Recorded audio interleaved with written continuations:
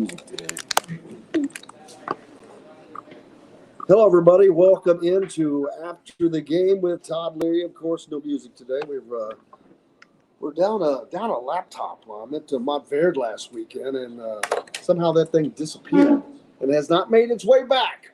But it was not needed much today. A game that was really weird to me, Todd. They started out so well. Offensively, they were moving the ball like I haven't seen them move the ball all year. Passing the ball around, they were shooting from perimeter. They were killing them on the inside. What a great half for Kel'el Ware. Perfect half. He was 6 of 6. He had his only 3-point attempt. He was 4 of 4 at the free throw line. You cannot ask any more of that from him. You had 9 points from Malik Renew.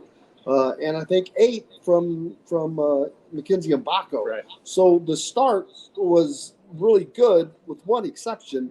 They were not defending the three very well, and that not only continued but got much worse in the second half. Yeah, I did, and this is the epitome of looking at a game where the threes are going to beat twos, and I feel like I just keep saying the same thing week after week, and this team is going to continue to struggle in games like this because they can't match teams from the 3-point line, and that is that's something that, as easy and simple as it sounds like it is to say, it's a big deal and a big difference. And when you give a team like Penn State some life on the road, and they get some confidence. They were playing with nothing to lose today, and I swear, I bet you their game plan was, I don't care how many points in the paint we get beat by. Let's take our chances and see if we can't make some shots on the road. And once they started making shots, then they just, it became contagious, and they all started making shots. And I don't know that you can blame the defense from that perspective, because some of the shots that were made were just extremely difficult shots. I know Baldwin specifically made a couple of threes with defense right in his face. You couldn't have played better defense. So I'm just blaming on the confidence level that we let them have and we gave them by hanging around in the game. Everything that you just mentioned about that first half was great. Kel'el Ware played great. Malik Renew played good. The offense looked good. It looked in rhythm. But when we were only ahead 41-37 at halftime, I didn't know, but I felt like that was a bad sign, and there could possibly be trouble in the second half. I didn't think it would happen that quickly, but boy, the first 5 minutes of that second half, Penn State just came out hot, and Indiana never recovered from it. Yeah, and it was the 3-point shooting. You looked at their numbers in the first half; they were 6 of 12. Indiana, I think, was 3 of 9 at that point. Yeah. So they're already putting up more and hitting more. And also, not that Indiana was not scoring off of some Penn State turnovers. I forget when it was. The score was like 43-49 or whatever, but a third of Penn State's points, a third were off of Indiana's turnovers. They were just sloppy with the ball today. That's something I noticed right off the bat. Even when the first half they were playing well, the ball was just like really bouncing off of hands a lot. Yeah, there was several examples where the turnovers definitely hurt, and I really thought, not to pick on him because I don't really think it's his fault, but I think the game plan for Penn State was to come out and pressure the guards, no matter who the guards were. I think even if Xavier had been in the game, I think they still would have done that same pressure, because if you watch the way Indiana came across half court, they were already their guard has his back to the play. He's just dribbling, trying to keep control of the ball, and we're already down to almost 15 seconds on the shot clock before we even make our first pass. And it really, the steals were a benefit for Penn State, but I don't even think that was the reason for why they were pressuring the way they were. I think it was just to throw Indiana out of their rhythm. And what's Indiana want to do? We all know what Indiana wants to do. They want to pound the ball inside. And when you take away 15 seconds of that shot clock every time down the court, you're kind of forcing Indiana to hurry up and try to get the ball in there quicker, and that's just not Indiana's game plan. And I was saying before we got started here, I'm sick and tired of having to be Johnny Negative here every week. But until Indiana can prove that they can make shots, it was very obvious to me that Penn State was going to play the numbers today, and they were going to try to limit inside as much as possible and let Indiana try to beat them from the outside. And that just obviously didn't happen. Ironically, at the half, when Penn State came back out, they were almost everyone to a man just shooting three-pointers.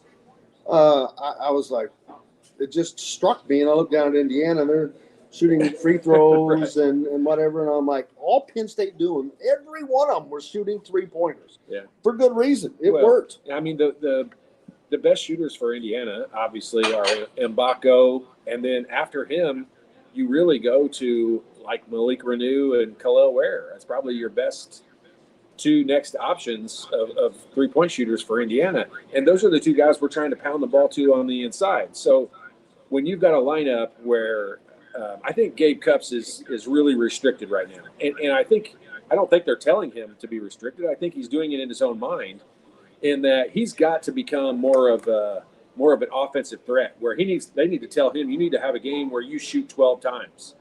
Whether it's driving to the basket or three-pointers or whatever it is, like, he needs to become more of a threat, because right now he's no threat. The guards from Penn State today, Ace Baldwin didn't even worry about pressuring him and having him go by him, because he knew if he went by him, he was just going to stop and run the offense, and he wasn't going to try to go in and try to go to the basket and score. And when you've got guards that are not being aggressive trying to get to the basket and score, it's pretty easy to defend them. And this was a game that I thought Indiana didn't react well to what Penn State had a plan for coming into the game. And this is too many games in a row. I guess the Iowa game they played well, but other than that, they've just had too many games in a row. They didn't react well to what the other team's defense did. We're also asking, how did the experts get it so right when they picked IU to finish 11th in the Big Ten? I think it was a little higher than that. But what do they know that we don't? Well, the first thing I'll say is they do not look at things from a fan's perspective. Yeah. That is not even in their head. And they look at all the other teams of what they have, what they do well, what they have coming back, what Indiana has, what they've done well, what they haven't done well. And shooting the three-point and free throw shooting is not something they do well. As a matter of fact, I started running numbers the other day just for the hell of it. And I started out just doing it was like 11 Division I schools in Indiana, amazingly. And Indiana is dead last, and it's not even close from that, which that didn't even have anything to do with the game today. But I'm just pointing out, it's little things like that. When you're 326th out of 360 Division I teams at something so fundamental as shooting free throws, you've got probably bigger issues. Yeah, and that is, I know it's a small factor. I know there are many other things that go into it, but you're fighting from behind, it seems like, in every game because of these shooting issues and woes. And I think the frustration is we're not seeing any improvement. Like, we're not seeing any changes. And that's where it becomes difficult to swallow. And we're at February 3rd right now, and we're looking at a team that we have to try to cheer on the rest of the year when they really have no chance of making the NCAA tournament. And that's not something Indiana fans are good at. I mean, I'm the first one in line that says I suck at losing, and I don't enjoy it, and I'm not good at it. And you show me a good loser, I'll show you a loser. Exactly. And I struggle to be positive, and that's why these are my least favorite shows to do after games like this. You lose to a Purdue or somebody like that, they probably did a lot of things to win the game. In this case, Indiana just did a lot of things to lose the game, and that is much harder for me to sit here and stay positive about. Penn State scores 50 points in the second half. Just defense, the Indiana defense, especially on the perimeter. I don't know what it was. You kept hearing Jameer, what's his last name? Jameer Brown.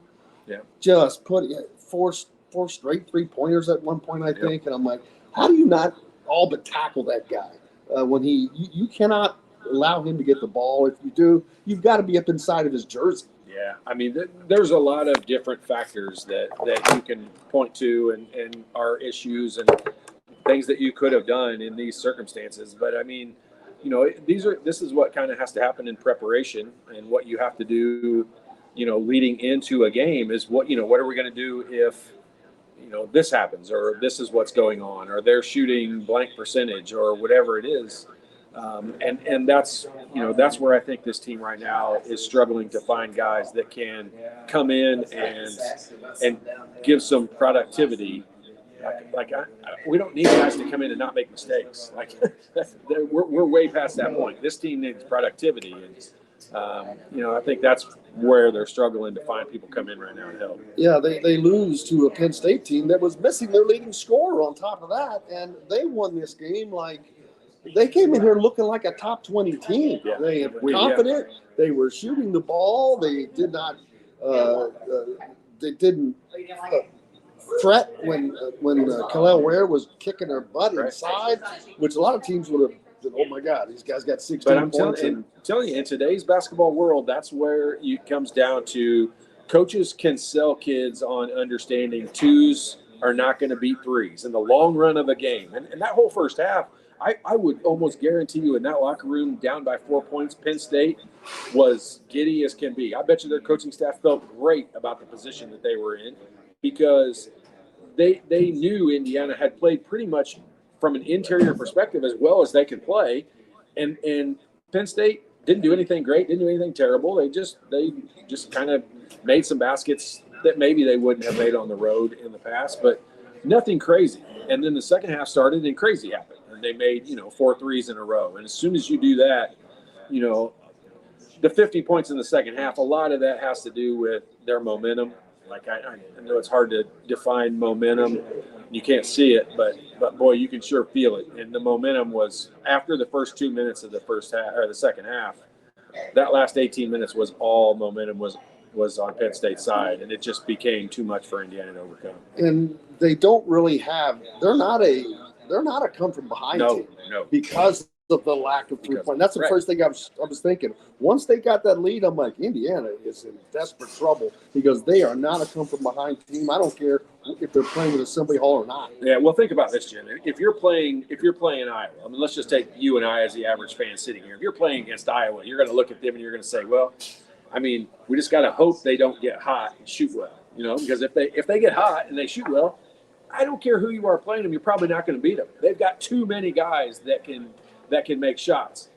What do you think teams feel when they come into Indiana? Like when they're game planning for Indiana and they're game planning how they're going to defend Indiana, it's probably the easiest game plan of the whole season.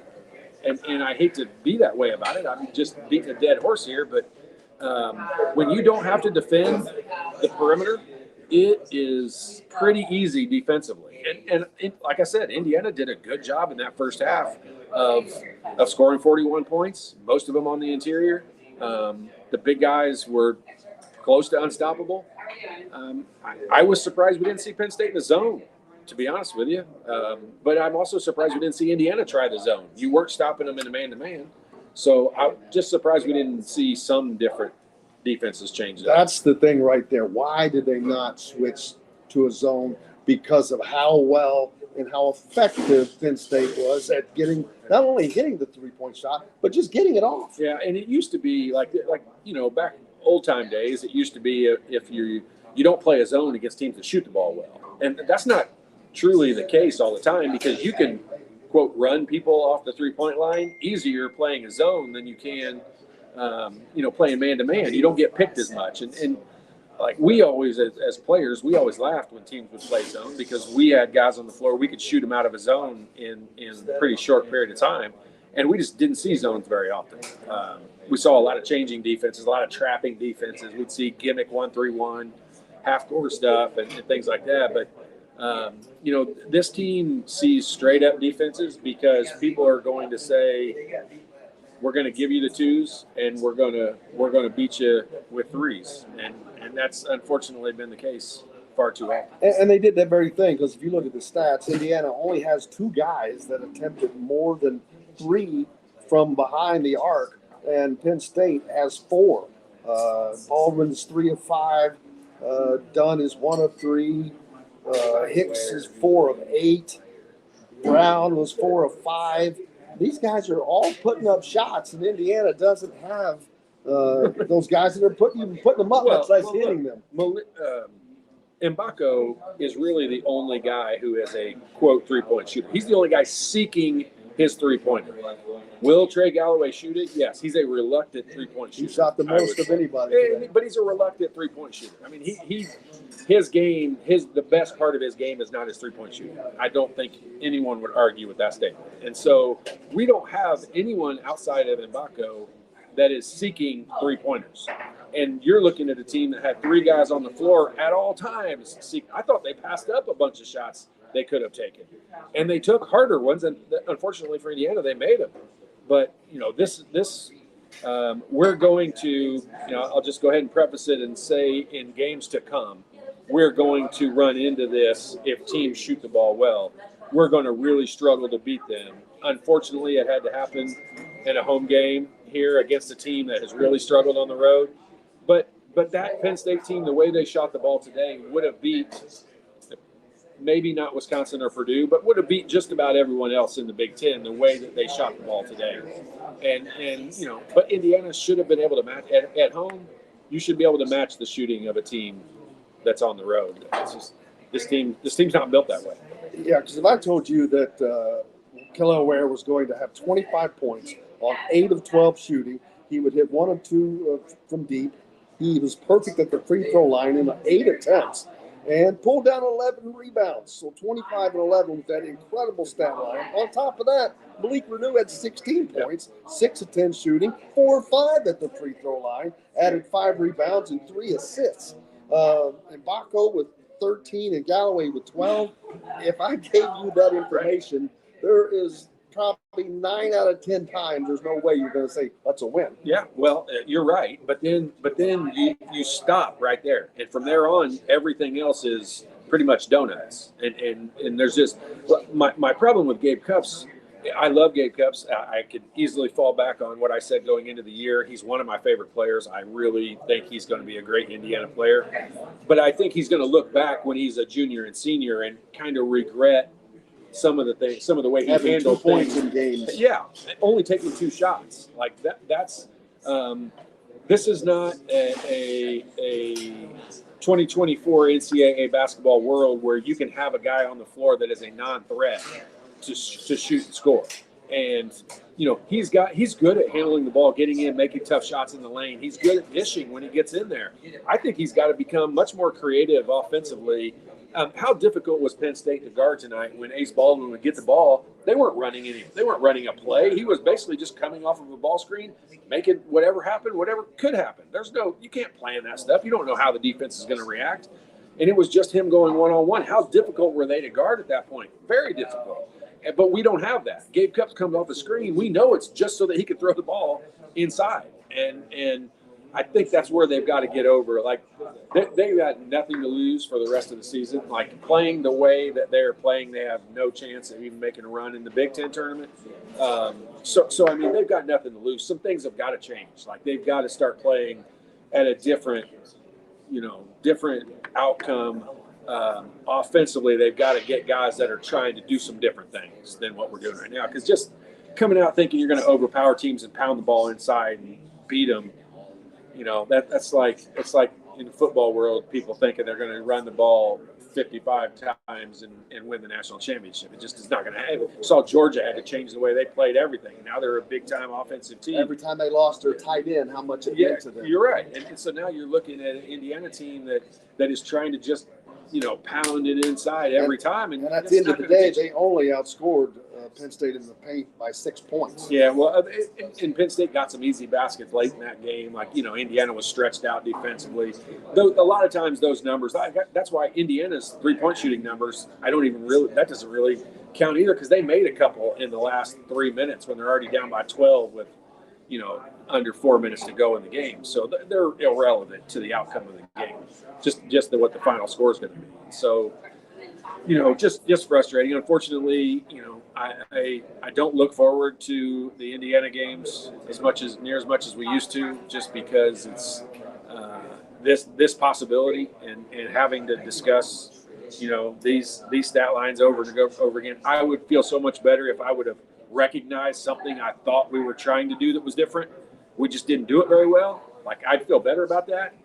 but it's the definition of insanity again. Like I feel like we're going to watch the same thing over and over again, expecting a different result, and I don't think we're going to get one. And for the fans, I feel sorry for them because they're there every game in, game out, and there are certain things that they see that we all see and know that need to change, but yet that change is not coming.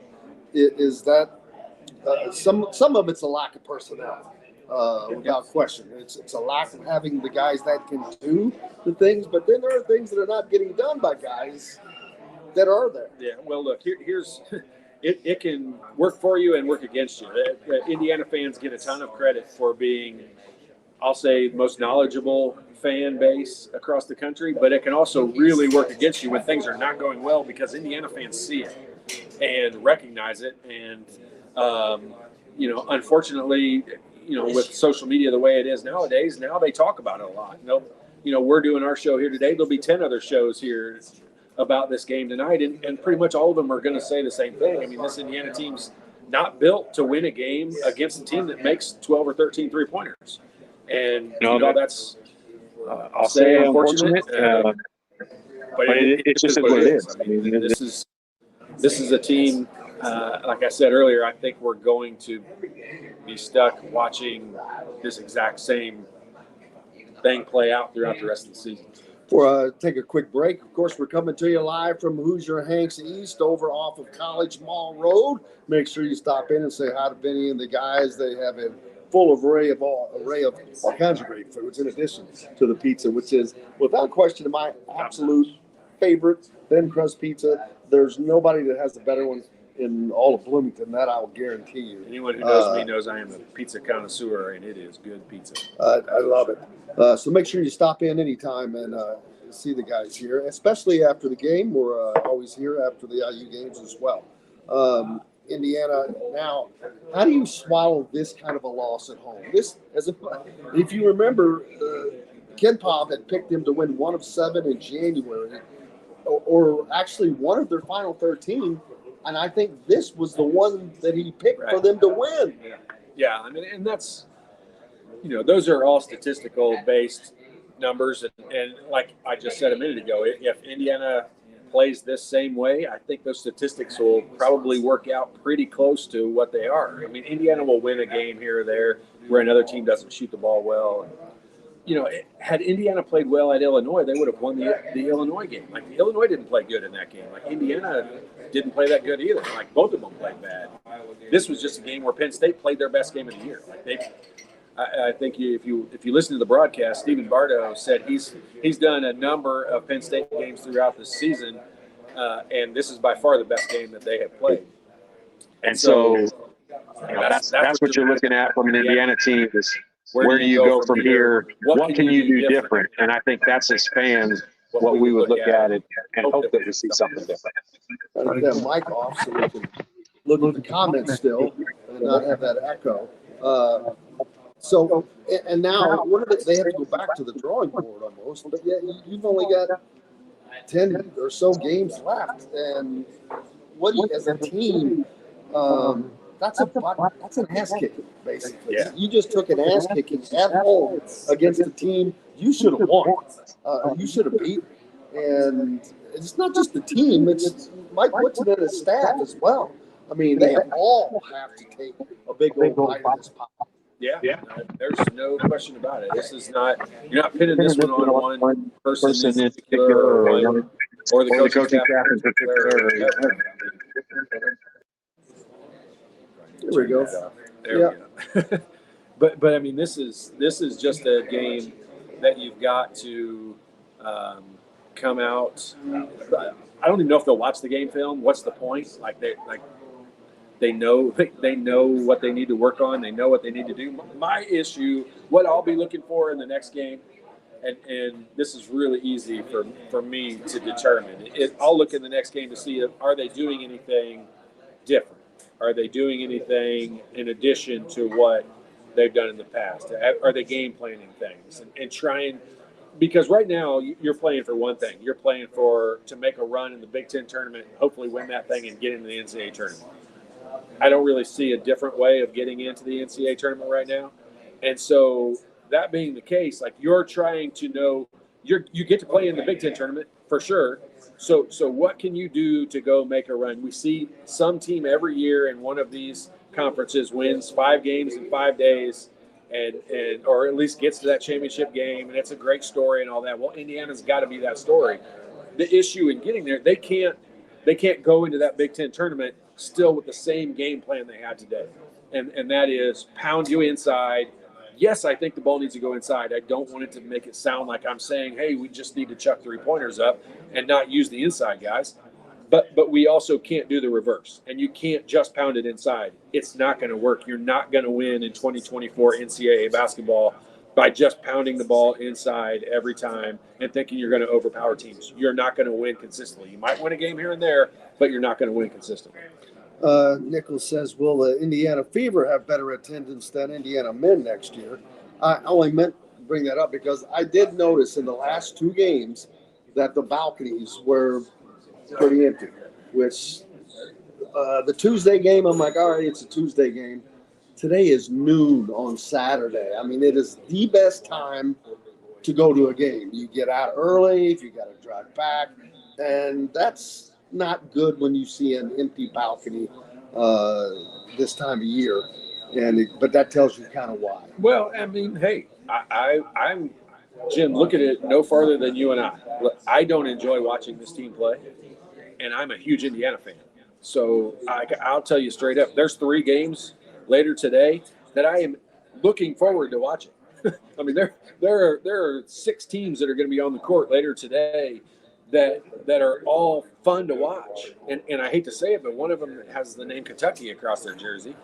And they're not a real polished team, but they just fly up and down the court. And plus they've got the addition of Big Z, and that has made a gigantic difference for them. I don't want to broadcast for anybody else. I'm an Indiana fan, but I'm also a realist, and I'm not going to sit here and tell you what I'm watching is good when it's not. And it's not fun to watch. This team's not fun to watch, and that makes it difficult. I'll just tell you, would you spend your money to go? I mean, we go as fans, and if it wasn't for that, I would not be there. Would you spend your money to go to those games? I mean, if you've been to a game before, if it's your first time in Assembly Hall, of course, that makes sense. I get it. Like, I'm not saying stop supporting the team.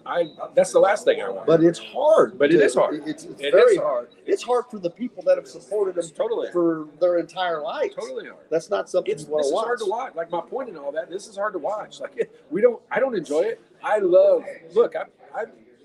I've been called a trash talker from time to time. I mean, a loud mouth. Like I love talking trash. I love for Indiana to be good and me to be able to yap in somebody's ear about it.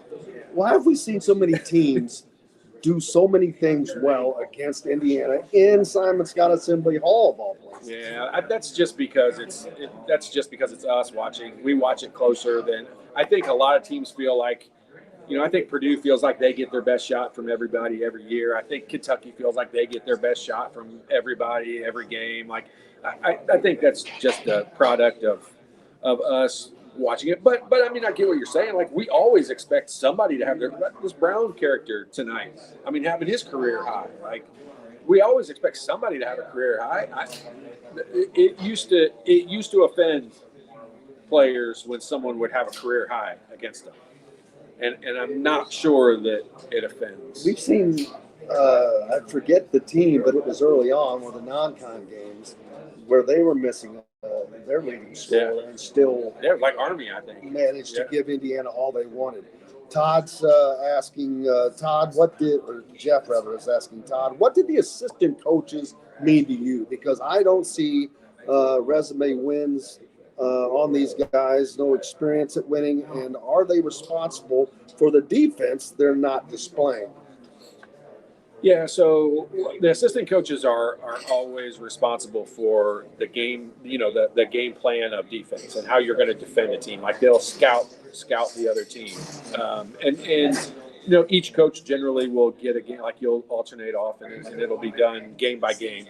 But when this is one thing I'll say about this game here tonight. we didn't lose, I don't think, because our defense didn't game plan correctly. Now, I would say, could we have done some things differently? Yes, maybe. I would have liked to have seen us switch up defenses, try something different. It wasn't working, so try something different. I've always been a fan of changing defenses. I think as a player, I know even as good and smart of players as I thought we had on our team, we sometimes struggled to identify it and figure out what to do. And then by the time we did, they switched it back to something else, and it messes with your mind a little bit and gets you thinking. And we didn't do anything to mess with Penn State's mind today. Like, they were free-minded out there, freewheeling.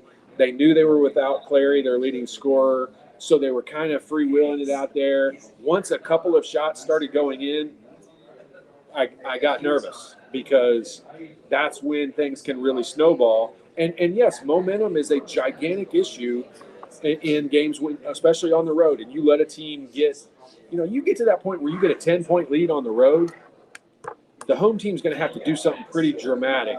And I'll be honest with you, I thought the officials were totally in Indiana's favor today. The second half foul calls, Indiana got to the free throw line with, 14 minutes to go, 13 and a half minutes to go. They were in the bonus already, so you can't blame officiating. I thought Indiana had every opportunity possible. But I'll go back to Jeff's question about what did the assistant coaches do? Like what did our assistant coaches do? I know when you were not shooting the ball well, we all might have sat out there on the court, but we did it as players too, and we would try to technically figure out what's wrong, like what you can do differently, because definition of insanity. Like, we don't want to just keep throwing the same thing out there thinking it's going to change, because it's not. And that's what I don't see happening right now. And I'm not at practice every day. You're not at practice every day. We don't know what happens behind the curtain. But I'll just tell you this, from a games perspective, I'm not seeing any changes. I'm not seeing anything anymore. My next question was, I hate doing the Bob Knight thing, because this is not about Bob Knight. Bob Knight is gone, and I don't care where he goes. Well, I'll tell you straight up, Bob Knight never one time worked with me on my shot.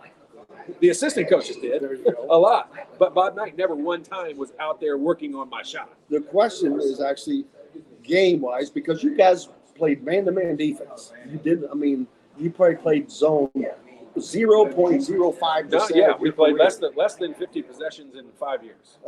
But what adjustments? He still knew that adjustments needed to be made, because if they make an adjustment, you need to make an adjustment. What adjustments are not being made or could be made? You kind of talked about the switching and all of that. Yeah, I mean, in this case, changing that defense. First of all, offenses are completely different now than they were back then. And yes, it is that big of a dramatic difference that I would bring it up. Like, we did zero ball screening. Every team does ball screening nowadays. We played against very few teams that even did ball screening back then. So it is a totally different game, but you can do some different things. Like, I see Indiana a lot of times they'll switch everything. Like, I saw Malik Renew guarding Baldwin tonight several times, and every time it happened, Baldwin would drive the ball straight to the basket. You can do some different things to change these things up. Maybe start trapping those ball screens. Anything different to just switch some things up. Like what I noticed in the Iowa game, that Indiana won last game, was in the first half, every single time the big guys got the ball, Iowa would come immediately and double team. In the second half, they waited until Indiana dribbled the ball to come and double team. And then in the last 10 minutes of the second half, they didn't double team at all. And so they were at least trying something different to make it work. And to make it work. Like, they took the lead like that. That's what was so, this exact same outcome could have happened in the Iowa game, because Indiana had a good lead. They gave the lead up. Iowa took a decent lead, and then Indiana, the hardest thing to do in basketball is stop momentum, turn it back around, and get it back in your favor once you've lost it. And Indiana lost it in that Iowa game, and then was able to get it back. And that's why I really thought they had kind of not just turned the corner in that game. I felt confident about them in this game, because I really felt like they had adjusted to some things and turned everything around in that Iowa game. Tonight, exact same scenario happened, only Indiana didn't get the momentum back, and the shots kept going in for Penn State. And when that happens, momentum. Think about this is how the game started for Indiana. They came down and scored a couple of baskets. We're up 4-0 to start the game, and really dominated the first 3 minutes of the basketball game. And then Penn State came down and made one shot, made a 3-pointer, and all of a sudden it's 4-3.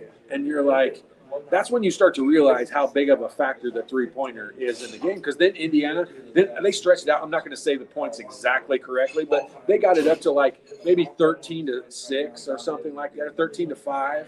And then 2 more 3-pointers go in for Penn State. And all of a sudden it's 13-11. And you're just like, I mean, we can't get away from these guys because the 3-point ball just kept adding up. And you really are at a disadvantage when you're Indiana and you don't have that weapon. And that 3-point ball weapon is, it wins a lot of games, and it won this game tonight for Penn State for sure. And with Indiana been shown to be ineffective at stopping it or guarding it throughout the season. Robert, the truth says just learn how to play a zone. We talked about that a minute ago, but should this team not just incorporate that into their defense, if for nothing else, to throw a wrench into what they're doing? There would be a time in almost every game, unless you're just totally dominating the game, there would be a point in each game where I would, as a coaching staff, we would try some different defenses. If nothing else, just to mix things up, just to get their other team's brain thinking. Because if they come down the floor and they're facing the same thing every time down the court, eventually you're going to be good enough to adjust to it, I would think. And you're gonna make some good plays because you're gonna adjust to it. I'll go back to it. I'll say this: you go back and watch this game on game film. Watch how much Gabe Cupp struggled to bring the ball across the court, and that pressure that Penn State was putting on was not necessarily designed to steal the basketball. It wasn't designed for pick sixes to go lay the ball in and get layups. It was designed to throw Indiana's rhythm off. And I will tell you, I think the coaching staff probably laughed for Penn State after the game, thinking Indiana never adjusted to it, because the second half was all the exact same thing. Gabe Cups, look, we struggled to get the ball across the 10-second line. We got a 10-second violation. Like, I think we went whole seasons right after a turnover. Yeah, without a 10-second violation. Like, I don't even understand how that's a thing. And what you had, I'm not blaming Gabe Cups, because even the announcers talked about it on TV, and that they left a freshman back all by himself, and all the upperclassmen were already across half court. And that's that. One, you can't do that. But two, how about Malik Renew bring the ball up the court? You know what? Like, if his guy pressures him, he's a better ball handler than any big guy's going to be. And if Ace Baldwin stays up there and guards him, you pass it to one of our guards, and the guard goes flying down the court. Like, do anything other than just hand Gabe Cups the ball from inbounds and tell him to get it across half court. I honestly thought that was the biggest difference in the entire game. I didn't think we ever got into a rhythm offensively because we struggled to get the ball across half court. And that's something you should never struggle with at this level. And I'm not blaming Gabe Cups. Anyone that goes man for man, one-on-one like that up the court, it's a tiring job. I will tell you, it was my life for 5 years, and it was the worst part. You ask any guard that's not the quickest guy on the floor what the worst part about being a point guard is, and they'll tell you bringing it up against pressure, because it just wears you out. By the end of the game, you're exhausted. I'll bet Gabe Cups is totally exhausted after this game tonight, and it's all because of just trying to get the ball across half court. It's frustrating. And how did recruiting? I mean, this has got to affect recruiting. I know that you guys are watching this, and what say that, seeing? except for let's take the top 25 recruits in the country out of the equation, because every team wants all of them. But after that, you're looking at guys like no player looks at Indiana today. They want to see the atmosphere. I'll tell you what it would affect a player more as much as anything is you come and see this atmosphere here at Indiana today, and then you end up going, let's just say, to Purdue in their atmosphere in their building. They're riding high right now. Everything is going well for them. Like, their marketing for their games is awesome. Like, their fans are so engaged. That kind of atmosphere can influence a player on where he would go. Not necessarily the product out on the floor, other than if it just doesn't fit a style that you play. If a team plays super slow and you're a fast point guard, or if a team you're a big guy and a team just chucks threes the whole time. Like that might affect where you go. But winning and losing like that, like every player feels like they're going to be the difference. Like every single player, when you commit to go to a school, you feel like you're going to have a positive impact on that team. You don't look at it and say, I'm not going to go there because Gabe Cupps struggled to get the ball across half court. Like that's never going to be a factor. Hey, make sure you guys that are listening right now, Indiana Sports Beat Radio, make sure you just hit the subscribe button there on YouTube. Make sure you catch all the content each day, 5 days a week. A radio show that is on each day. And in addition to that, the content with Todd after the game and many other things as well. So please hit subscribe and like. And don't forget, here at Hoosier Hanks East, over off of College Mall Road, great food in every way. The pizzas are just phenomenal. Their thin crust I'm a thin crust guy personally, and their thin crust is unbeatable. I had a thin crust from someplace else last night that someone brought me, and it was okay, but it was not. I could taste the difference like that. So make sure you stop by and say hello to Benny and the hardworking staff here at Hoosier Hanks East. Back to the game, Indiana has got to come out of this, but I want to say what did the players learn, but what does the coaching staff learn? I can't. It's hard for us, any of us, to wrap on a coach because sometimes it's dangerous a little bit. I'm not gonna lie. Now, you don't want to talk about a coach as a former player. But there have been several former players that have spoken out. They're not happy about how things are. And I'm not putting you in that position right now. I don't take it that way. But they've spoken. They're just not happy because they see things that they know are like, wait a minute, this is not happening and that's not being done. And why? And there's a reason and there has to be accountability for that. Yeah, well, here's where I always lay into this scenario. I'm not going to say anything that I can't sit in front of Mike Woodson or Calvert Chaney or Brian Walsh or Coach Yah or any of them, and I can't defend it. And so if I feel like I can defend it, I might be wrong, but I feel like I can defend it, then I'm comfortable saying it. And I'm very comfortable in saying, like, this team's not fun to watch. And I don't mean that from anyone's perspective. Like, no one do I talk to enjoys watching this team play. Even the games that they win, they're not that fun to watch.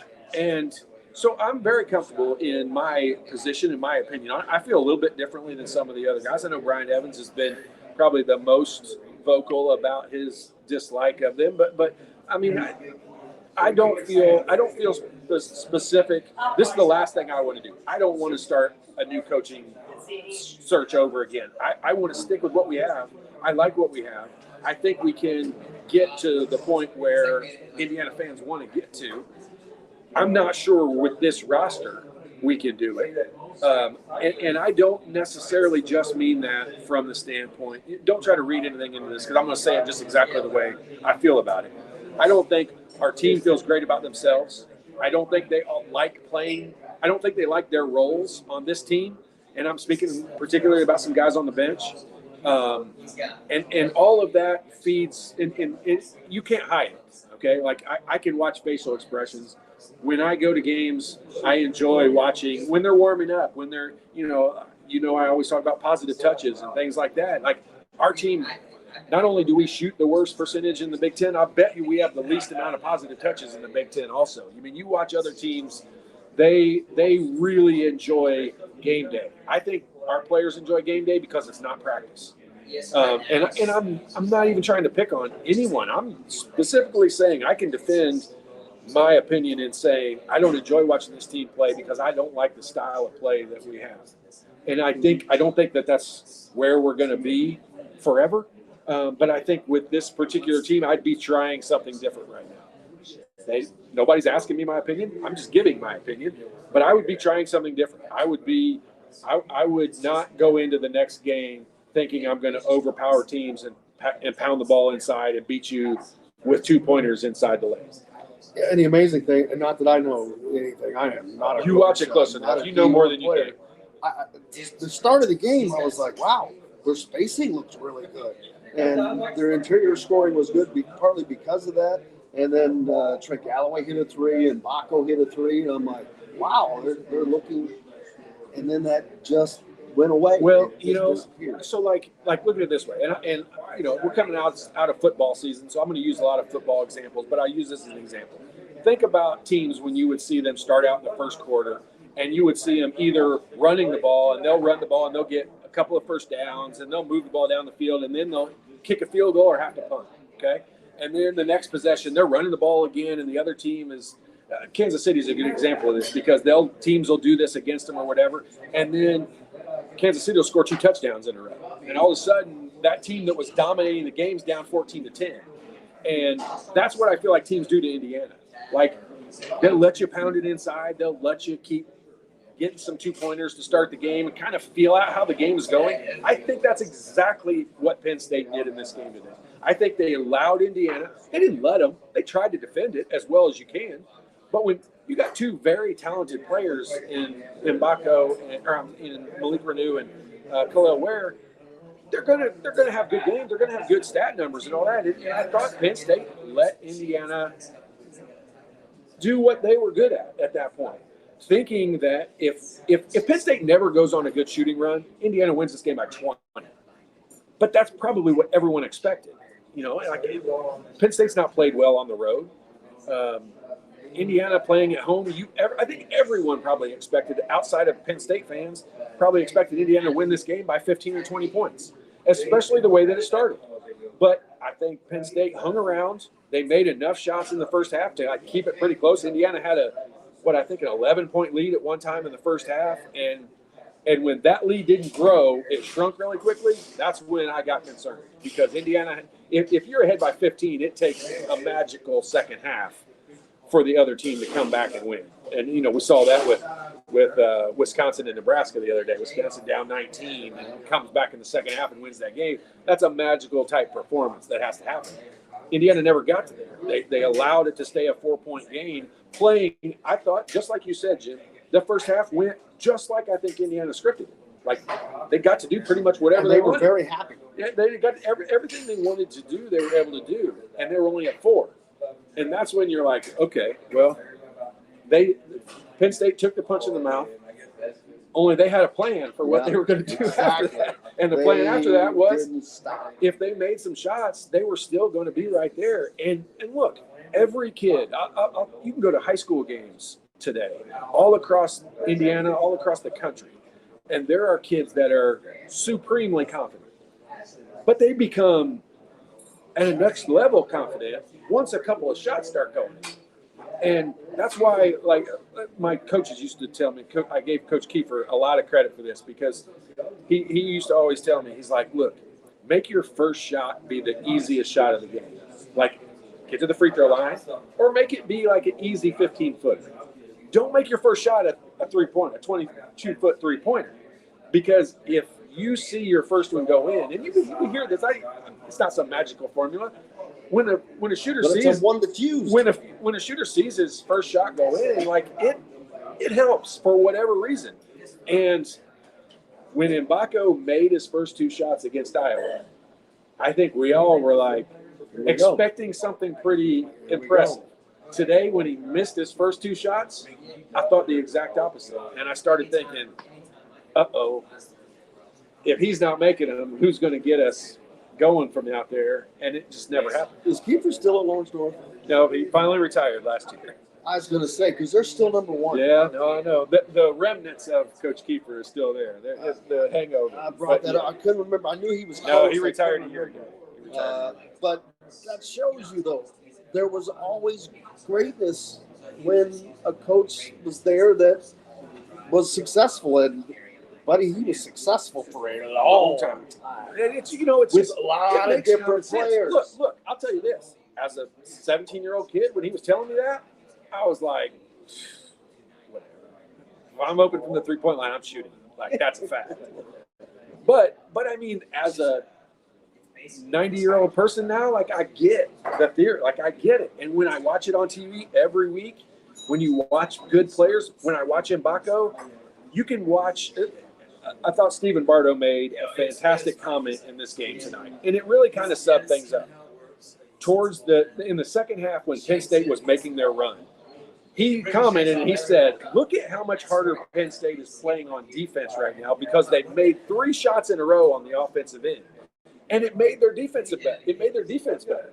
Like it was a great comment at the exact right time because their defense was flying all over the court, like they were everywhere." Well, that's funny because that's the exact next comment I was going to bring up from Robert. The truth, Carter, he says, if you don't have a heart to play defense, and that's one of the things that when you were playing was demanded of you. I mean, if you didn't play defense and play it hard, your ass was on the bench. Well, look, hey, Coach Kiefer and Coach Knight had a similar theory when it came to defense, and everyone in Indiana was offensive minded.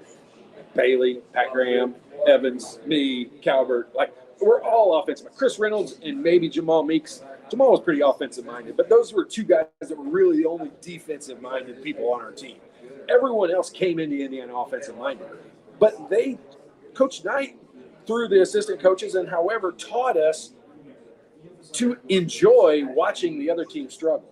And when you rotate on defense, like, you know, I love watching everyone loves watching good offense. And when the ball gets reversed and the guy makes that extra pass and the guy makes the shot, it's just pretty. Like that's why we love basketball.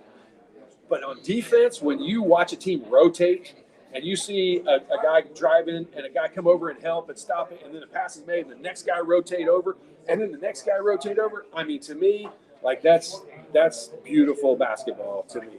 And that when you get guys that are all bought in to enjoying, like when we used to watch teams struggle offensively, yes, there's some enjoyment out of that as a player that you get.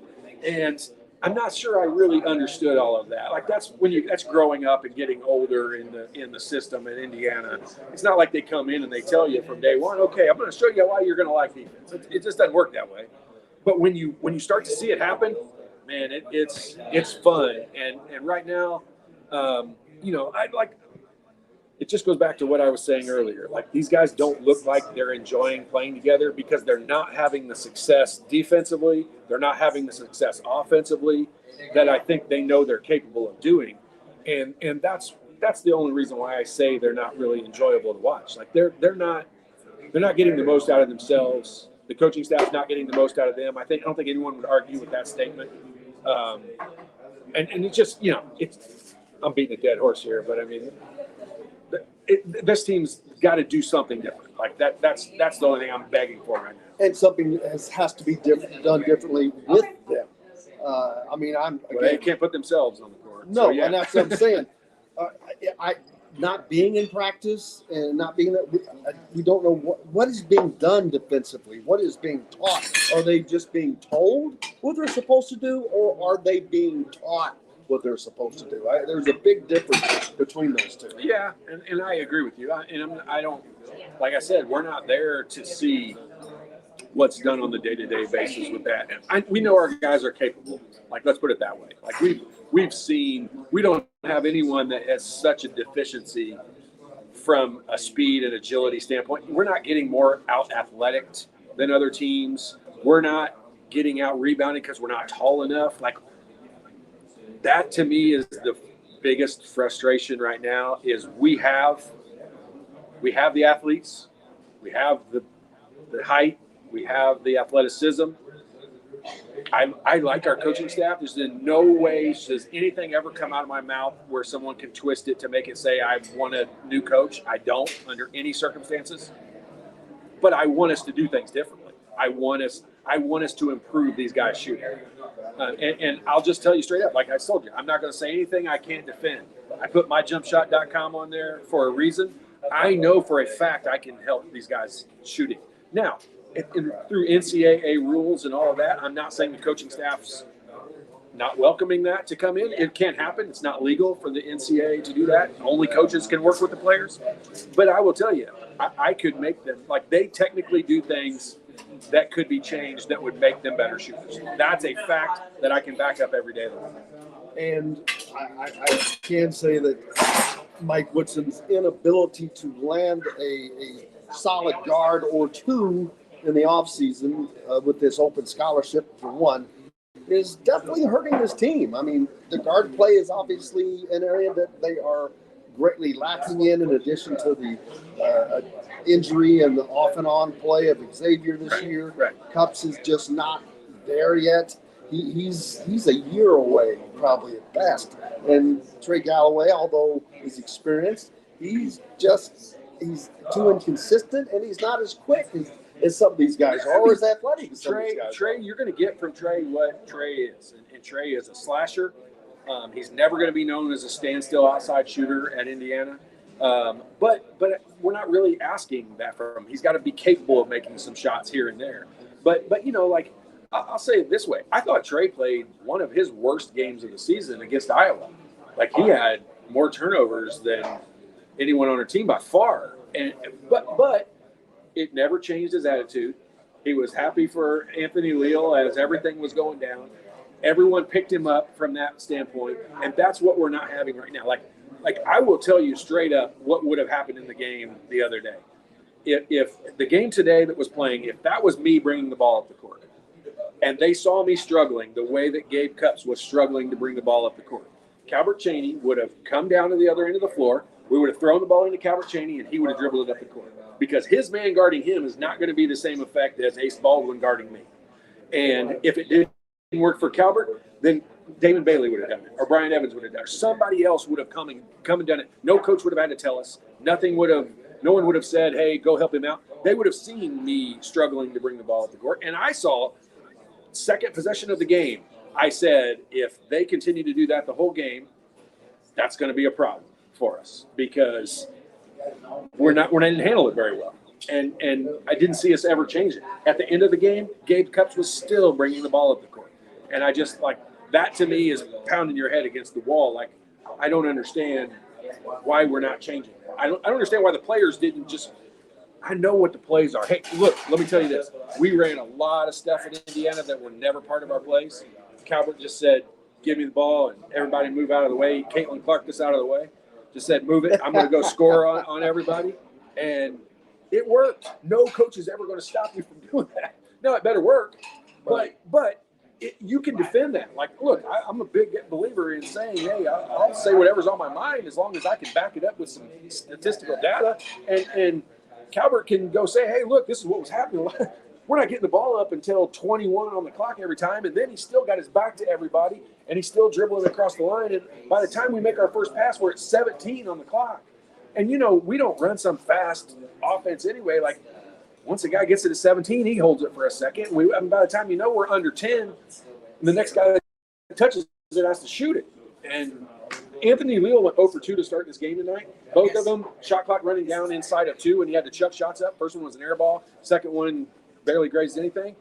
That's not how you want. Like I told you, Coach Kiefer, make your first shot your easiest one of the game. Like, we didn't do that for Anthony Leal. Like, we let Anthony Leal down because his first shot should have been somebody dribble penetrating, his man help, they kick it to him, he's got a wide open shot, whether it's 15-footer or a three-pointer.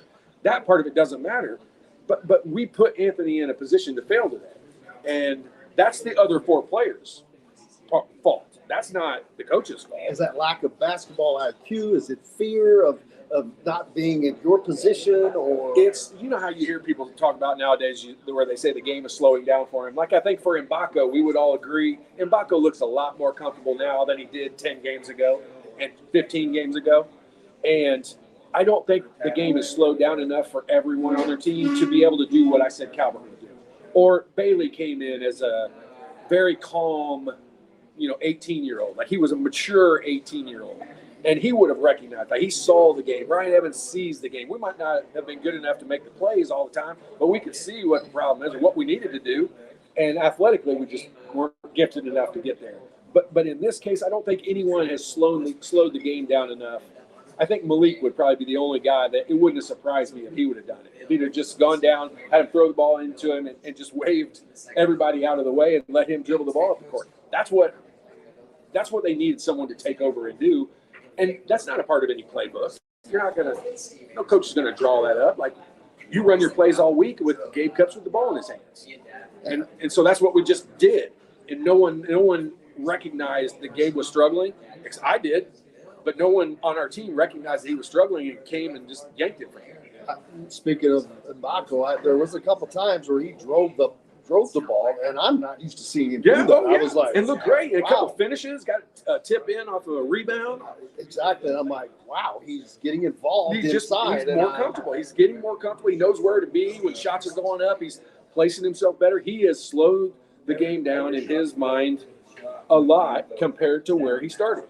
I don't think the rest of our team is catching up to him in that. The game is way too much for Gabe Cupps to be able to control it right now. I'm not saying he can't play. I'm saying he can't control. Like, you watch Braden Smith from Purdue, he controls everything that happens. Who would have the pace called to Bloomington, by the way. Yeah, the pace of their offense and everything that they do, he controls everything. And Gabe Cupps is not at that level yet. Like, he's not controlling what's going on. He's just trying to get the ball across the court. Yep, and there's probably not a whole lot more that we could say, but bang. But man, first of all, again, thank each and every one of you, and please hit the subscribe button so you guys don't miss anything, because we are always here after every game, and there is content 5 days a week from Indiana Sports Beat Radio with guest Don Fish will be on Monday, and I'm sure he is not going to be happy, because the one thing I love about Don is, and he's probably a little tighter leash right now, but after he's a professional. He's going to keep it. He says what he thinks, and he has earned that. But he says it in a way that's not. He's just saying, "Hey, man, this is what it is." Yeah, and think about all the basketball he's watched over his career, 50-something years. It's hard to lie. Like, you and I can't sit up here and just pull the positives out of what happened today. Like, you lost at home to Penn State. I don't need to twist that around to make it look good. And again, a team you should beat that you were thought to, you were picked to beat, and you're not picked to beat anybody. And so when you lose to a team like that, that's partly you got to give them a hell of a lot of credit. Penn State gets a ton of credit, and the coach gets a lot of credit for making the changes that he made, knowing that we cannot beat them inside. No way in hell. So they're going to give up the points they gave up. But they probably had a better day than even their coach expected. For sure.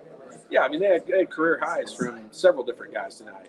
And then when you look at their road career highs, it was even bigger. So there was some great performances. But I mean, I want to take what you said with that, and you take what the professionals expected this team to do. You know, the Ken Palms got us rated at whatever. Like, that should be motivational. Like, that should be enough right there to piss you off. Yeah.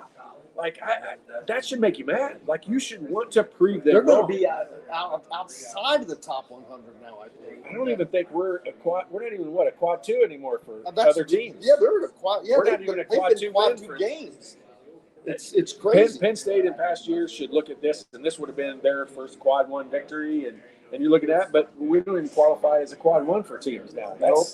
That's embarrassing. That's in rough. Itself. I hadn't thought about that till I just said it, but that's rough. It's unbelievable to think. But again, thank you guys so very much. Of course, we're coming to you live from Hoosier Hanks East here in Bloomington off of College Mall Road here all the time, and they've got some hilarious pictures up of Hoosier Hank. They're pretty damn funny. They're great. But the food is awesome, and we're grateful to Benny and everybody else, mostly to you guys for being with us. We cannot thank you enough, especially to Todd Leary and his great analysis of the games each week, because there's no better anywhere else to do it. That's why you guys know that, and you come back each and every time. And I can't thank you enough for it.